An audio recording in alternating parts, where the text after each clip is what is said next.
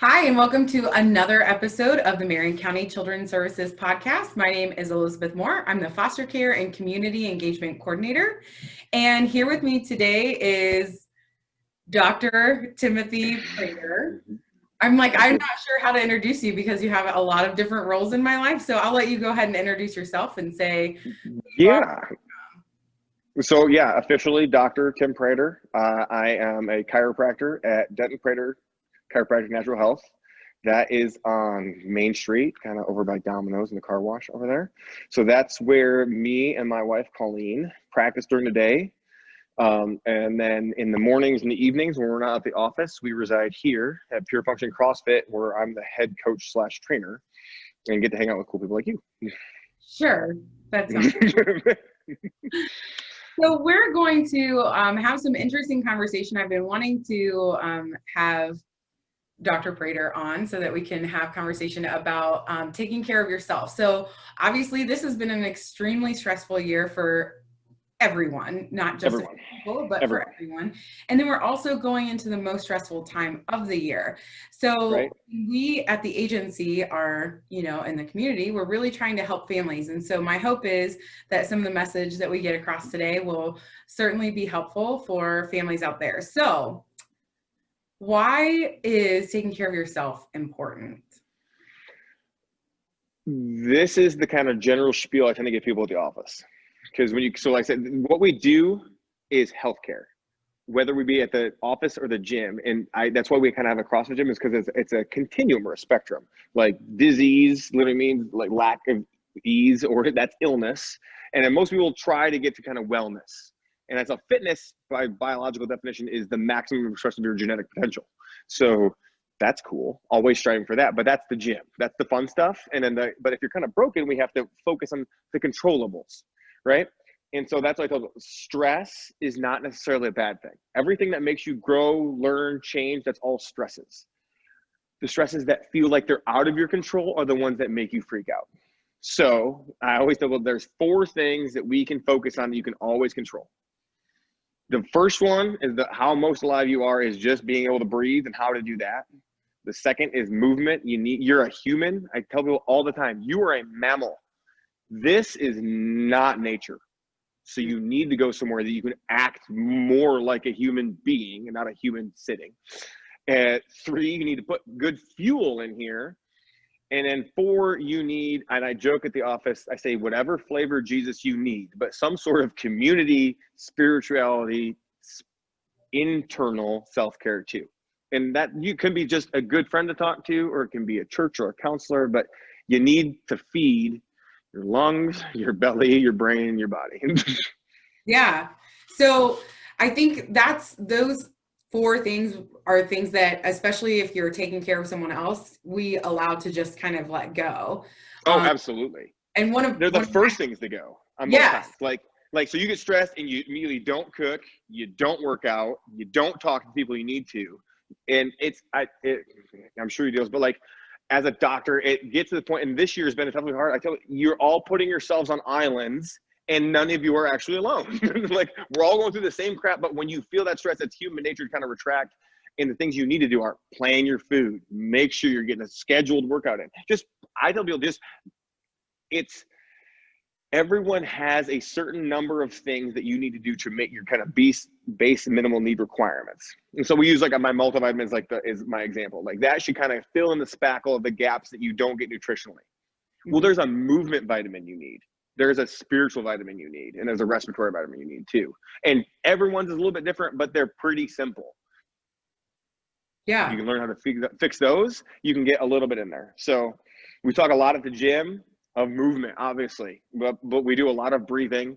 And I said the fun part about our gym is it's a community. I joke that I lovingly trick you guys into growth as a person using movement, but it's the community that does that. Is that we have a bunch of people that will push you and make you better and make you grow and uncomfortable, or slow down and be uncomfortable. And it's good to have people on your corner. Mm-hmm. And any sort of community will do that. Ours just happens to be based around something that's already going to make you feel positive. So therefore, kind of everyone, it's self-feeding. It snowballs, because now one person feels better, that makes the other people next to them feel better, and everyone pulls themselves up. It's great. Yes, I agree with that. Right? I obviously have seen that. So Yes. some of the things I'd really like to do is share with our great, Marion community, some practical ways that we can do some of these things. So I know you kind of touched on the 4 pillars. Yes. Yeah. And so I would love to know if you can share, obviously, you guys, we consider you guys to be partners. You help sponsor the Santa Wish program. You guys show support in the month of April. And so we always want to highlight our partners and what they're doing. So I know that you guys certainly, obviously I know, can do more, but also, so if you could maybe help highlight for people who are listening, things that they can do maybe at home, but then if there's also, obviously more. Sure. Yes. Okay. So like basics. So like the easy things, the lowest hanging fruit for most people to start. We can start with food. Everyone eats every day, right? So I can give you the CrossFit. So if you look at CrossFit's methodology, the original CrossFit manifesto was fitness in 100 words. And it started out, it said, first eat this. It didn't say go lift a heavy weight. It said, first eat this. Meats, seeds, nuts, berries, little starch, no sugar. That's a kind of a Paleolithic or Mediterranean diet. Anybody can do that. You don't need sugar, especially this time of year. Sugar feeds the bad bacteria in your belly, and we can get into deep down the rabbit holes if you want to, but most of your neurotransmitters and your happiness, serotonin, what makes everyone happy, 80 to 90% of it's in your gut. Wow. So if you can take neurotransmitters, but you're only playing with 5 to 10% up here, like if you're taking your antidepressants, your food will feed your brain. So if we get you cut some of the extra sugar, and it's really hard this time of year. Yeah. It is. So if you're going to, I will schedule it or know you're going to do it. So you have your cheats. I don't like to call them cheats because you're adult. It's not a cheat. You just ate something you wanted to. Okay. Make a better plan next time. But if you plan it, like I know I'm going to have my cheesecake tonight, and I might not eat crap. We have people at the gym all the time. Like, I had a salad today at lunch. I'm going to have a salad at dinner because I'm having a milkshake tonight. Right. Like that kind of stuff. That's fine. That's an easier way. If you feel like it's, the hardest part is to not get in the rabbit hole of beating yourself up because you've made one bad choice. And that's the biggest thing. We tell everyone, so eat real food this time of year as much as you can. You're going to have outings. Save those big gatherings for when you know you're going to eat like crap. Right? Other things. It sounds stupid. So whenever kids are having so slow down. Take 10 deep breaths, calm down. I could change that. Close your mouth and take 10 deep breaths. As slow as you can through your nose. That's stress in your body. I say, this is my best example I give in the office is adrenaline hitting you. When adrenaline hits you, you feel that stress feeling, right? What's that feeling? That feeling is just your body recognizing that the adrenaline made sugar into carbon dioxide and water. Carbon dioxide is what you felt as stress. So breathing helps you understand where you're at in relation to that stress cycle. And if it's out of control, there's a bunch of research now that most times when people start feeling that stress cycle, people that have panic attacks, when they start to feel the carbon dioxide, they start to hyperventilate a little bit, and that makes it worse. And now they're panicked because their physiology is all messed up. It's not a brain problem. It's that their body run amok and you let it take over the brain. You downshift that by just in a nice slow exhales. If you start feeling stressed out, if you're wearing a wearable, almost all of them have some sort of breathe app on them. Use it. It's very simple. Most of them are just even ins and outs. I did if you follow the gym, there you go. The month of October, I have 30 days of breathing exercises. So literally a different one with a gloriously long-winded explanation by myself. Okay. So, if you need information, it's all there. I don't need to go rehash it. You can go look it up rather than me waste your time here. You even put comments on the captions and stuff to kind of. Yeah, there's videos, explanations, because if I didn't explain it good, because there's a lot of stuff to understand, but you don't do anything else more during your day. You breathe 25,000 times roughly a day. And if you can change the way that happens, you can change a lot of things in your life, and it's pretty cool. So I want to pause right here too, because this is probably the part that I was most excited, I guess, to share with people, because Yes. It requires zero equipment. It requires zero, planning. If you have even just a few minutes to just sit down, and really it's something that's beneficial for everyone of every age, yes, no matter where you work or what you do. So I think that absolutely something I just highlight.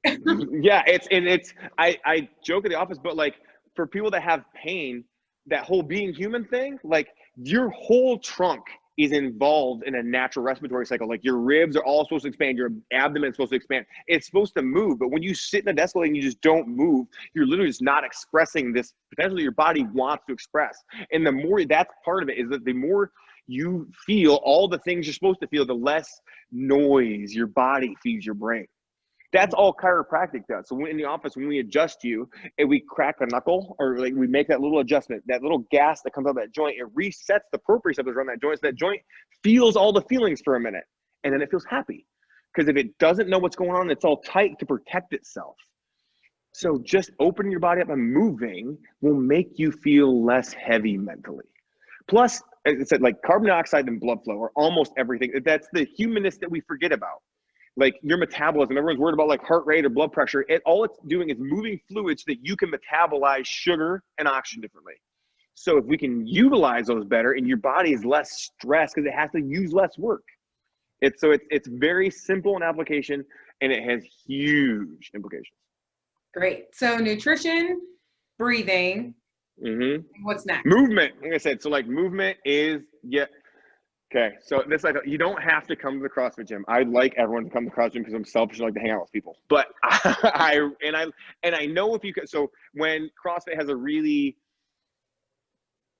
challenging, aggressive, I don't know, like scary reputation that we do stuff that's hard and you're gonna flip tires and use sledgehammers, and I tell people, CrossFit's scalable. We have Elizabeth's mom and aunt are beasts in my class, and Linda finally picked up a barbell this year, right? It's moving properly and moving well. And so we have a big sign in our gym. I want you to move well, then I want you to do that consistently. Then we'll talk about adding intensity. But like just moving. And the human machine is honestly meant to not do what me and you are doing right now, is sit. The average human, like up until a couple hundred years ago, you were walking around for 80% of your waking hours with a couple bouts of like big exercise for 10 or 15 minutes, 2 or 3 times a day. Had to go hunt or kill an animal, move some stuff around the house, chase the kids so you didn't kill them. Like that's what we're built to do. We're not built to sit. So seriously, walking, go for a walk. And it's supremely, especially, I know it sucks because it's cold out, but grounding to just be outside in nature too. There's a lot of, you go back to the daylight. Like we just had daylight savings time and it's crappy and snowy and icky.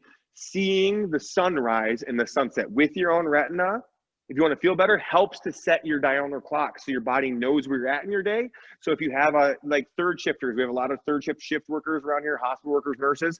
If you can just see the sunrise and the sunset, that color change to the sky literally helps to set your body, which again, calms things down and lets the hormones do the more natural thing. So easy tricks: breathe a lot through your nose, eat good food, move and walk, and see some light.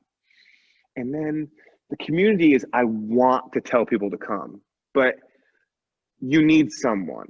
If you don't have someone, call me. Like, I don't care, but like there are lots of people, and like the gym always says its doors open. I know that the Moores and all of my coaches are the kinds of people that take care of people, but we have a lot of resources in town. How many churches are in Marion? There's enough things that you can do whatever you want, but find someone will listen to you and talk to. I think that's really important too. I mean, I didn't think about that as much, but especially this time of year, I feel like can get isolating for some people. And then of course, people are being isolated and quarantined. The hardest part about being quarantined away from the gym, I'm sure that you can attest to this, is that like you have to show up and leave and there's no like intermingling. Mm-hmm. Our community lives for the before the workout time and after workout time, because it's more honestly sometimes about the being together than it is the working out. Yeah, because the workout is hard.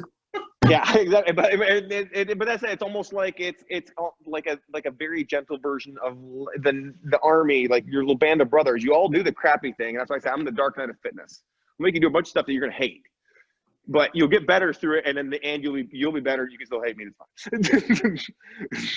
So good takeaways for people who are at home and maybe thinking, I don't think I can do these things yet. So taking a walk, making sure we're eating more whole, real food and not processed foods, breathing through our nose, nasal. And you have not heard that, have you?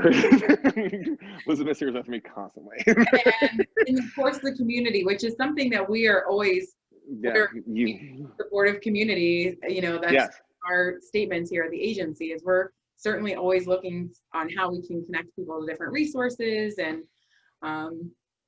so on my podcast, I always ask someone an unprepped question.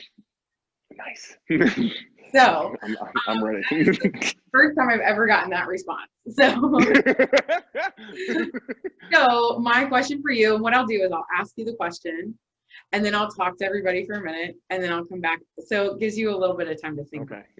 Okay. So what is it that keeps you doing you do a lot of things. So what is it that keeps you doing all the things that you're doing? It's a fairly easy question for you, just because I think, but all right. So while he's thinking about his answer to that extremely hard question, I just wanted to remind everybody, maybe to kind of wrap up some of the things that we've talked about. Nutrition, even if you have to, rely a lot on box dinners or something like that, just as much as you can to get in some of those whole foods.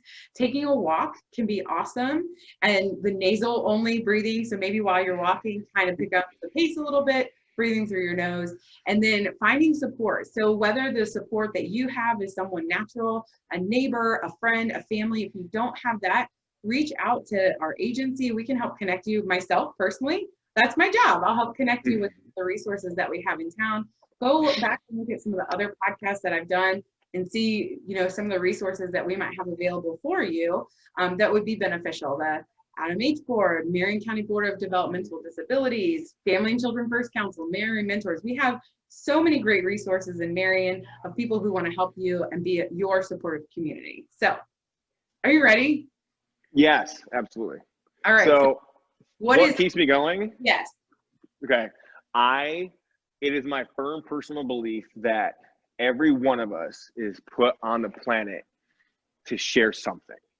And I have spent an inordinate amount of time, nerdly time, putting a bunch of information about how we work and my goal is to make us superhuman. I don't ever think it's going to be me, but the most efficient use of it, like watching people do one thing different that adds to their life. And I say, like, some days it's literally, I have a patient that can stand up out of a chair and like not be in pain. And that's the magic of the day. Sometimes it's people get a pull up.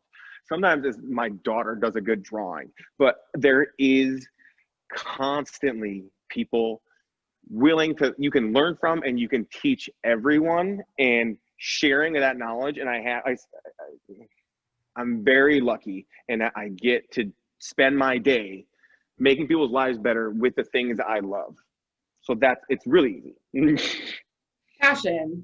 There we go. 100%. I think passion is definitely the word I would use for me. How did I know this was probably going to be your answer? Was other people, basically. Helping other people. Yeah. All right. Well, that about wraps it up. If you have any ideas for future episodes of this video podcast, feel free to contact me. I'll have my contact information down below. If you want to reach out to any of these resources that Dr. Prater talked about, I'll have those also linked in the description, including Jim in the office.